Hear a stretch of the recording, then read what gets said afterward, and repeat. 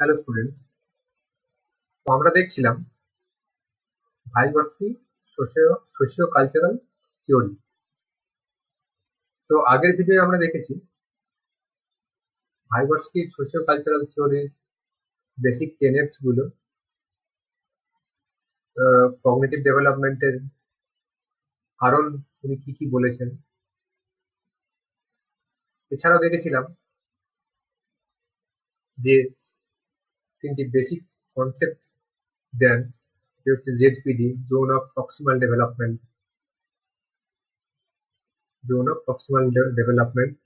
and scaffolding and reciprocal teaching। এবার আমরা দেখব ভাইগটস্কি থিওরি এডুকেশনাল ইমপ্লিকেশন, অর্থাৎ শিক্ষাগত তাৎপর্য। যেহেতু ভাইগটস্কি পিঁয়াজের ভাবনা চিন্তা, পিঁয়াজের যে ভাবনা চিন্তা তার থেকে পুরো ভিন্ন মত পোষণ করতেন, তাই ভাইগটস্কিকে বলা হয় সোশ্যাল কনস্ট্রাকটিভিস্ট। যেখানে জিন পিঁয়াজে ছিলেন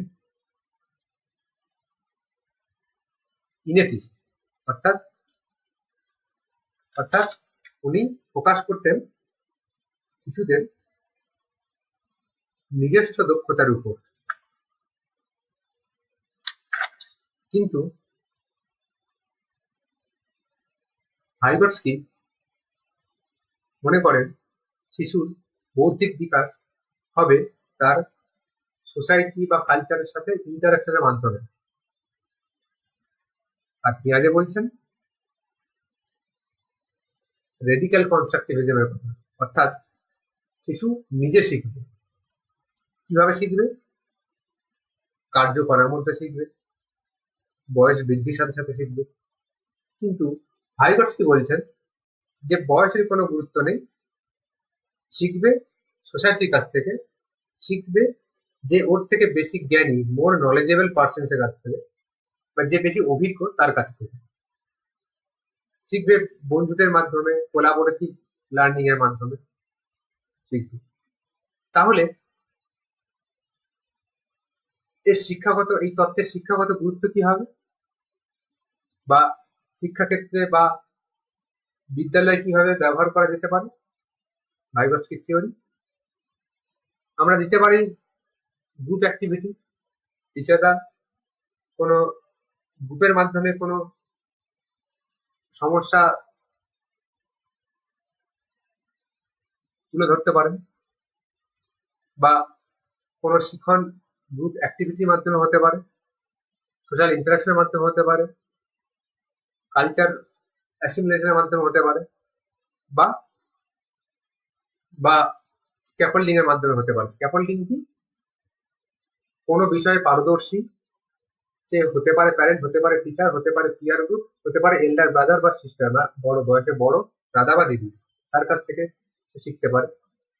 তাহলে তাদেরকে শিশুদের কি ধরনের কাজ দেওয়া যেতে পারে? ডিসকভারি লার্নিং, বা কোনো প্রজেক্ট দিয়ে দেওয়া, বা কোনো প্রবলেম সলভিং করা গ্রুপে, অবশ্যই গ্রুপে, এবং কোনো অ্যাক্টিভিটি করা গ্রুপে। শিক্ষকদের রোল কি হবে এক্ষেত্রে? শিক্ষকদের রোল হবে টিচার অ্যাজ আ ফেসিলিটেটর, অর্থাৎ শিক্ষক এনভায়রনমেন্ট বা পরিবেশকে ক্রিয়েট করবে, শিক্ষক অ্যাসিস্ট করবে, শিক্ষক হেল্প করবে। ঠিক আছে?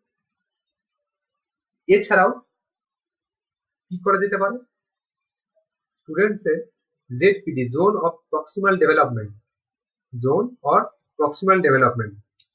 প্রক্সিমাল কথার অর্থ কি? এখানে প্রক্সিমাল কথার অর্থ কি? প্রক্সিমিটি বা ক্লোজ বা মাস্টারি। আগেই বলেছি ভাইগটস্কি পিঁয়াজের মতো একদম স্পেসিফাই করেন যে শিশুর ভৌতিক বিকাশ কোনখানে আছে। উনি একটা জোনকে চিহ্নিত করেছেন যে এই জোনের মধ্যে বা এই স্তরের মধ্যে শিশুটির বৌদ্ধিক বিকাশ আছে, বা শিশুটির অবস্থান এই জোনটির মধ্যে আছে। শিশুটির চিন্তা ভাবনার যে লেভেল, সেটি একটি জোনের মধ্যে আছে। এবং সেই জোনে থাকা শিশুটি কোনো কাজ খুব সহজেই করতে পারবে না, কারো সাহায্য পেলে অবশ্যই সেটি করতে পারবে। সেই জোনটিকে বলা হয় জোন অফ প্রক্সিমাল ডেভেলপমেন্ট। তাহলে একজন শিক্ষককে একজন শিক্ষার্থীর বা একজন শিশুর জোন অফ প্রক্সিমাল ডেভেলপমেন্ট বের করতে হবে, এবং তাকে যে সমস্যাগুলি দেওয়া হবে বা যে কাজই দেওয়া হোক না কেন তা যেন অবশ্যই জেডপিটির মধ্যে থাকে। বিয়ন্ড জেডপিটি সে কিন্তু কোনোভাবেই তাকে স্ক্যাফোল্ডিং দিলেও সে কিন্তু সে কাজটি সম্পন্ন করতে পারবে না। অর্থাৎ কোনো কাজ বা কোনো টাস্ক যদি কোনো পার্টিকুলার শিশুকে বা কোনো একটি ক্লাসকে দেওয়া হয়, তাহলে অবশ্যই তার আগে সেই ক্লাসটির বা সেই শিক্ষার্থীটির বা সেই শিশুটির জেডপিটি আগে নির্ণয় করে নিতে হবে শিক্ষককে। আচ্ছা, 4 নম্বর, provided scaffolding to learn at maximum extent. Already বললাম যে স্ক্যাফোল্ডিং দিতে হবে, এবং স্ক্যাফোল্ডিং এমন ভাবে দিতে হবে যাতে করে যদি তার সর্বোচ্চ সীমা অবধি শিখতে পারে। কিভাবে দিতে পারে? গাইডেড ইনস্ট্রাকশন, যেটা জেনারেলি ক্লাসরুমের টিচাররা দিয়ে থাকে, ইনস্ট্রাক্ট করে থাকে। গাইডেড ইনস্ট্রাকশন, রেসিপ্রোকাল টিচিং, আমি আগের ভিডিওটি বলেছি রেসিপ্রোকাল টিচিং। এখানে ডায়ালগ মেথডের মাধ্যমে কোলাবোরেটিভ লার্নিং হবে। শুধু টিচারই ইনস্ট্রাক্ট করবে না বা টিচারই সলভ করবে না বা ওয়ে আউট বলবে না, এক্ষেত্রে শিক্ষার্থী বা শিশুটিও শিক্ষককে ওয়ে আউট বা সমাধান সূত্র বলতে পারে। তো এই যে ঘটনাটা, এটা হচ্ছে রেসিপ্রোকাল টিচিং। এছাড়া হতে পারে পিয়ার টিউটরিং, শিশুরা বা ছাত্রছাত্রীরা নিজেদের মধ্যে আলোচনার মাধ্যমে কোলাবোরেটিভ লার্নিং এর মাধ্যমে শিখতে পারে। এছাড়া হতে পারে কগনিটিভ অ্যাপ্রেন্টিসশিপ, এটা তাদের ক্ষেত্রেই হয় যেখানে শিশু যদি একটা যে স্পেশাল চাইল্ড বা গিফটেড চাইল্ড, সেক্ষেত্রে শিক্ষক তাকে একা ব্যক্তিগতভাবে আলাদাভাবে পৃথকভাবে তাকে ইনস্ট্রাকশন যদি দেয়, তাহলে সেই যে ঘটনাটা যেটাকে বলা হয় কগনিটিভ অ্যাপ্রেন্টিসশিপ, অর্থাৎ ট্রেনিং। পার্টিকুলার কোনো শিশু বা কোনো শিক্ষার্থী বা কোনো কাউকে ব্যক্তিগতভাবে বা পৃথকভাবে ইনস্ট্রাকশন দেওয়া, এটাকে বলা হয় কগনিটিভ অ্যাপ্রেন্টিসশিপ।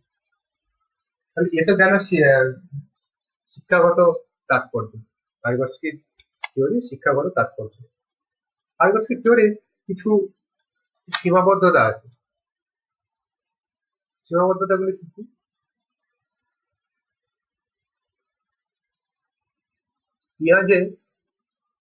পিঁয়াজের তত্ত্ব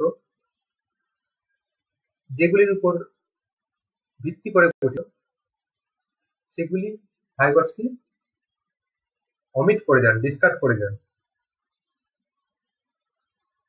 তাহলে পিঁয়াজে যে বলেছিলেন শিশুর বৌদ্ধিক বিকাশ তার বয়সের সঙ্গে হতে থাকে, কিন্তু আমরা কি কোথাও দেখলাম যে ভাইগস্কির তত্ত্বে যে শিশুর বয়সের সঙ্গে বৌদ্ধিক বিকাশের কথা বলেছেন? তিনি যে বলেছেন সোসাইটি বা কালচারের সাথে ইন্টারাকশনের মাধ্যমে, আদান প্রদানের মাধ্যমে। তাহলে প্রথম criticism, Vygotsky doesn't explain age related changes, অর্থাৎ বয়স বৃদ্ধির সাথে সাথে যে পরিবর্তন তার কথা কিন্তু একবারও বলেন, বা স্টেজ ওয়াইজ কগনিটিভ ডেভেলপমেন্ট, যেটা স্টেজ ওয়াইজ পেঁয়াজে যে 4টি স্টেজে, sensory motor stage, pre operational stage, formal concrete operational stage, formal operational stage, 4টি স্টেজের মাধ্যমে বৌদ্ধিক বিকাশ হয়, সেই কোন স্টেজের কথা কিন্তু এখানে বলেননি। Doesn't give importance two biological maturation, অর্থাৎ ওই বয়সের সাথে সাথে কোনো হেরিডিটির কোনো সম্পর্ক কিন্তু বলেননি, পুরোপুরি অমিট করে গেছেন, নেগলেক্ট করে গেছেন। এবং এছাড়াও যেটা নেগলেক্ট করেছিল হচ্ছে ইগনোর সোশিও ইকোনমিক অ্যাসপেক্ট, অর্থাৎ যখন আমরা গ্রুপ বানাচ্ছি তখন তাদের ইমোশনাল অ্যাটাচমেন্টটা আমরা মাথায় রাখছি না। আমরা স্কুলে গেলে তোমরাও যদি খেয়াল করো দেখতে পাবে, আমরা যখন কোনো ক্লাসে বসি বা আমি যখন কোনো ক্লাসে যাই, তখন দেখি এক একটা টেবিলে যারা বসে আছে, যেসব ছাত্র বা ছাত্রী বসে আছে, তাদের মধ্যে তারা খুব ভালো বন্ধু বা বান্ধবী, তাদের মধ্যে ইমোশনাল অ্যাটাচমেন্ট আছে, বা তাদের সাথে খুব সহজ আছে, মেশা যায়।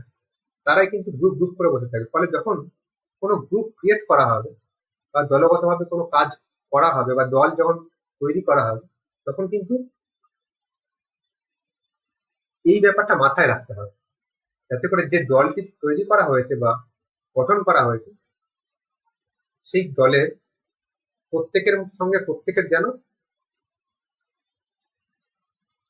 ইমোশনালি অ্যাটাচ থাকে, অ্যাটাচমেন্ট থাকে, অর্থাৎ তাদের চিন্তা ভাবনা মানসিকতা যেন একই রকমের হয়।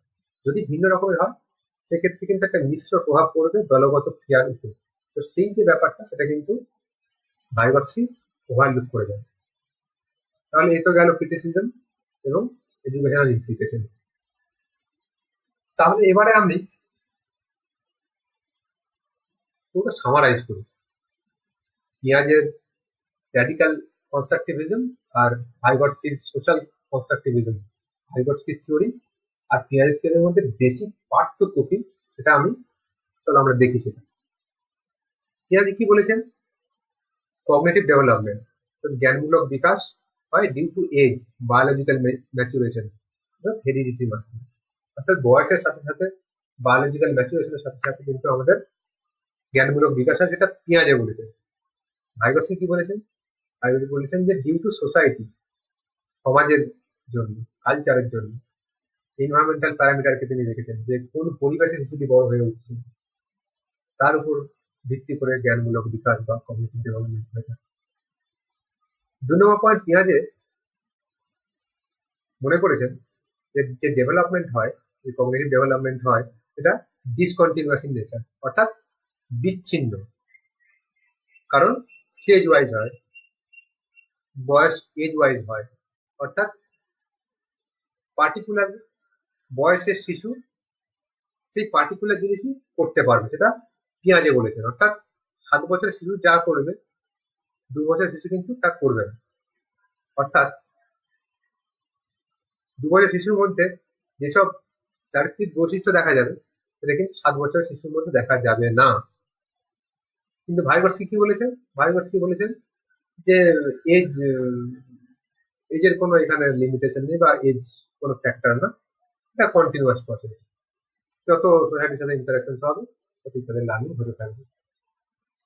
কি আছে রেডিক্যাল কনস্ট্রাকটিভিস্ট ইনেটিস্ট, অর্থাৎ তিনি মনে করেন যে শিশুর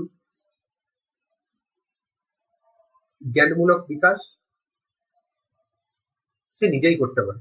কিভাবে করবে?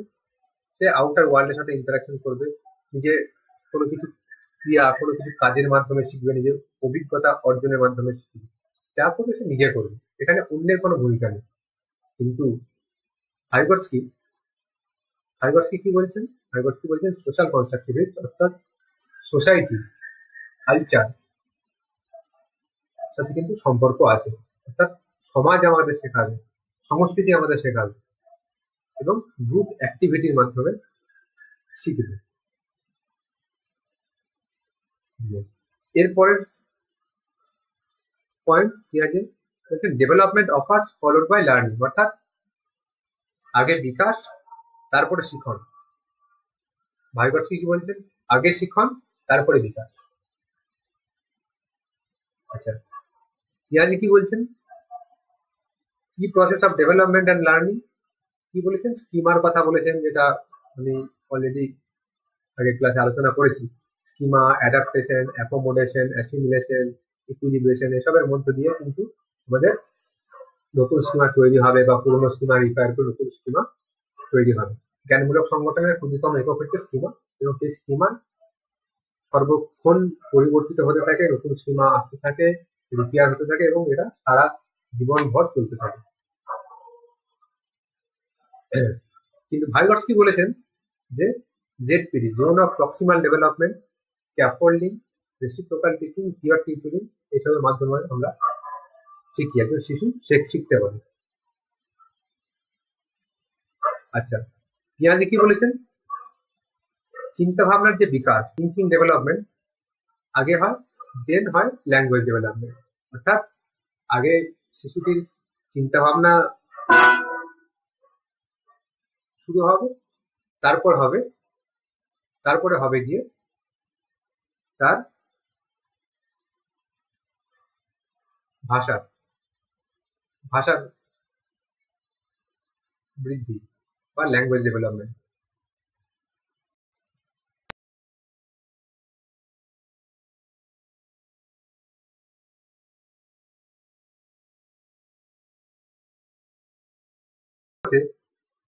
শিশুর চিন্তার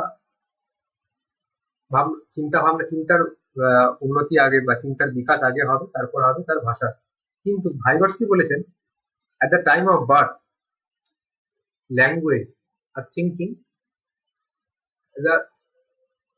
remain as a separate entity, অর্থাৎ পৃথক পৃথক ভাবে থাকে। যত বয়স বাড়তে থাকে তত ল্যাঙ্গুয়েজ আর থিঙ্কিং কাছে আসতে থাকে, একে পরিবেশ ওভারল্যাপ করতে থাকে এবং দেখা যায় যে 3 বছর বয়স হয়ে গেলে ল্যাঙ্গুয়েজ এবং থিঙ্কিং একে অপরের উপর সমাপতিত হয়। তাহলে পিঁয়াজে বলেছেন যে রোল অফ ল্যাঙ্গুয়েজ, ভাষার গুরুত্ব খুবই কম, যেটা আগে আলোচনা করছিলেন ইগোসেন্ট্রিক স্পিচ, যে বাচ্চারা নিজেদের মধ্যে যে গুনগুন করে, নিজেদের সঙ্গে যে কথা বলে, সেই যে ব্যাপারটা সে কিন্তু পিঁয়াজে একদমই গুরুত্ব দেয়নি।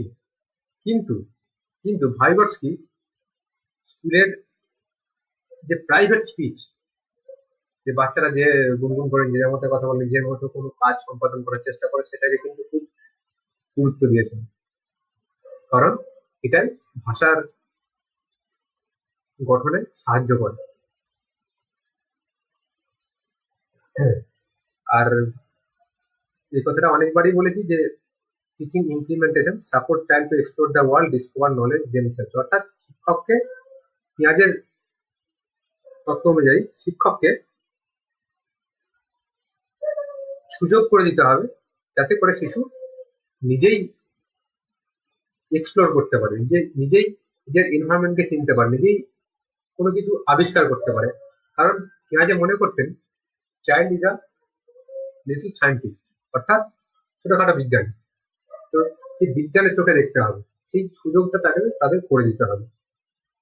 কিন্তু ভাইগর্সকি বলেছেন যে না, তাদেরকে এমন কারো সংস্পর্শে নিয়ে আসতে হবে বা কোনোভাবে ইনভলভ করতে হবে যাতে করে তারা অন্যের কাছ থেকে জ্ঞান আরোহণ করে, অভিজ্ঞতা অর্জন করে। Establish opportunities to learn from MKOs, অর্থাৎ মোর নলেজেবল আদার্স। বিজ্ঞানী ব্যক্তি, সে হতে পারে প্যারেন্ট, হতে পারে টিচার, হতে পারে পিয়ার গ্রুপ, হতে পারে বয়োজ্যেষ্ঠ কোনো দাদা বা দিদি। তাহলে এই তো গেল পিঁয়াজের পার্থক্য। তাহলে এই ভিডিওতে আমরা দেখলাম ভাইগর্সকির তত্ত্বের শিক্ষাগত তাৎপর্য এবং তার ভাইগর্সকির তত্ত্বের কিছু সীমাবদ্ধতা, এবং থিম পিঁয়াজে এবং ভাইগর্সকির তত্ত্বের কিছু বেসিক পার্থক্য। ধন্যবাদ।